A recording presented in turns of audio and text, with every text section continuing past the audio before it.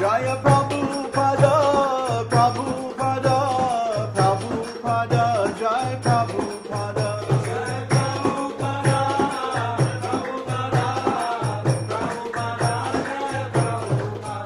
Jaya Prabhupada, Prabhupada, Prabhupada, Jaya Prabhupada. Jaya Prabhupada, Prabhupada, Prabhupada, Jaya Prabhupada.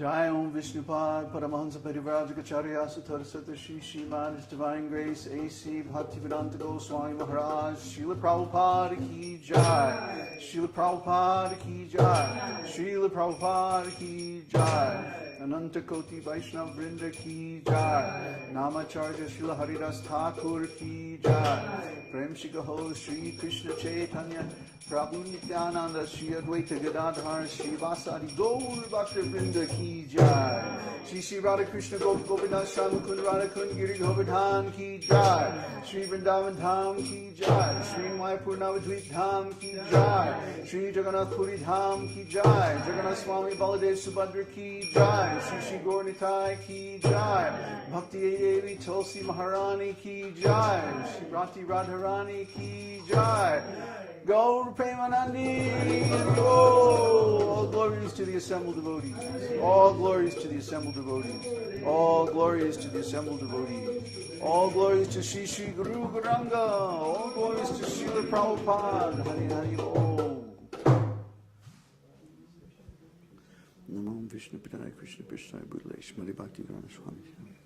Namaste Saraswati Devi Gauravani Pacharni Vishesha Shinivadi Paschatchadesha. Mercy, mercy, mercy. Huh? Yeah.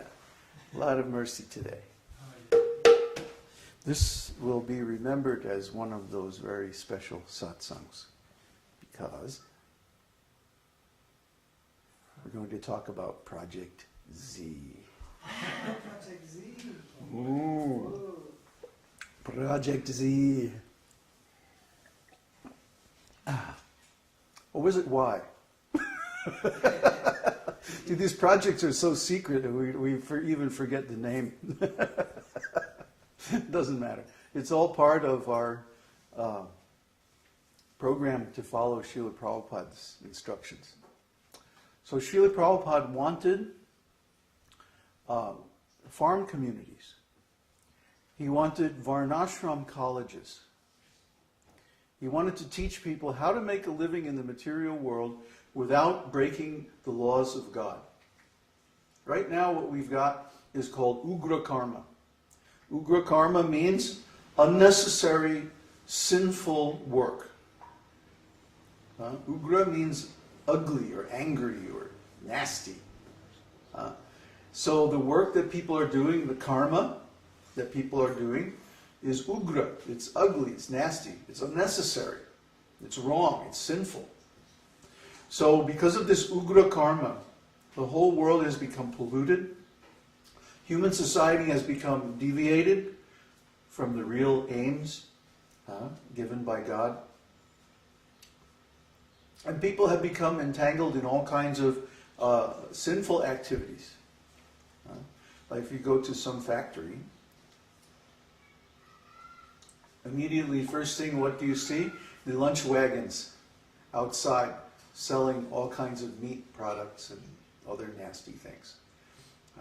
And then if you look a little deeper, over in the corner, there's some rascal standing there selling dope. Usually speed. Why? Because they have to work so hard. So the workers are all hooked on speed. Go to any rural town in America today, any manufacturing center in America today, and you will find that more than half of the workers are using methamphetamine and similar drugs.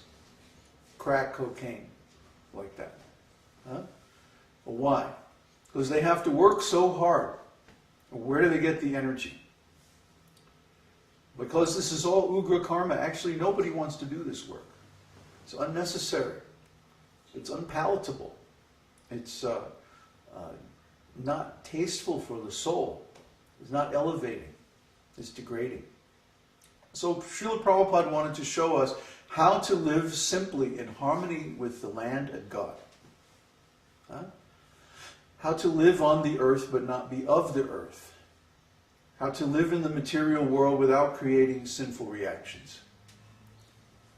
And this is the essence of the Vedic lifestyle.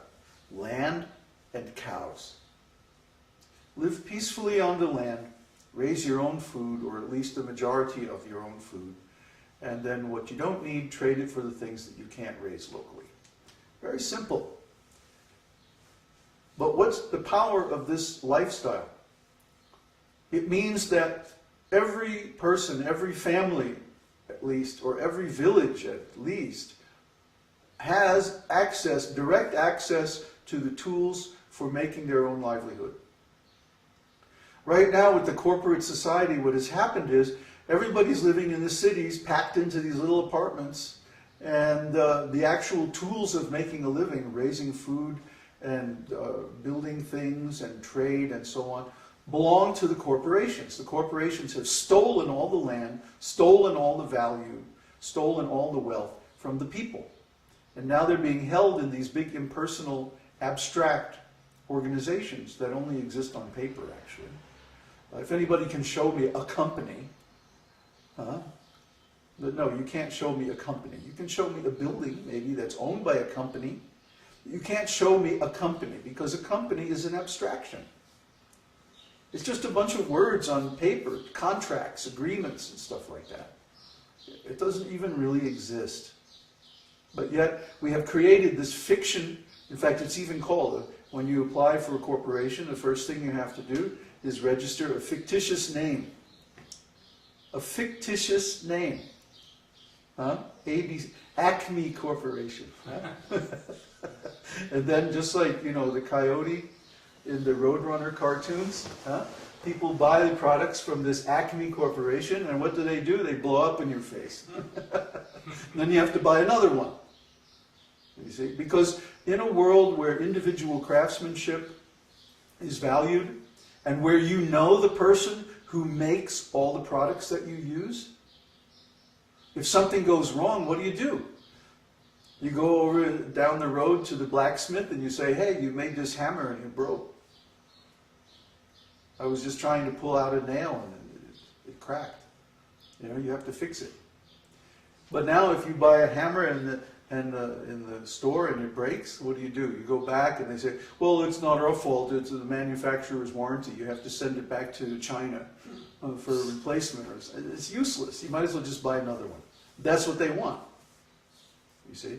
So they trick you into buying more than you need and so on and so forth. Everybody knows this. But when we have locally available all of the tools for all of the things we need, and what do we really need? Food, shelter, and God. That's what we really need.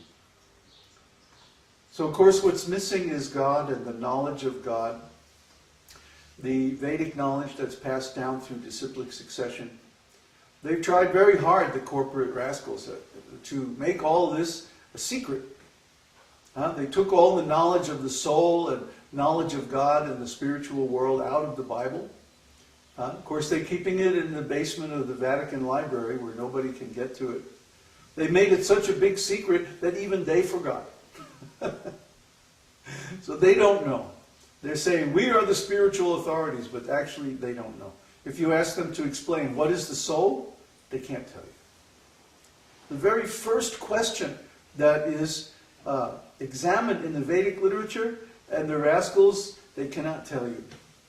What is the meaning? And then there's all these people called psychiatrists, psychologists. It comes from the Greek word psyche, which means soul.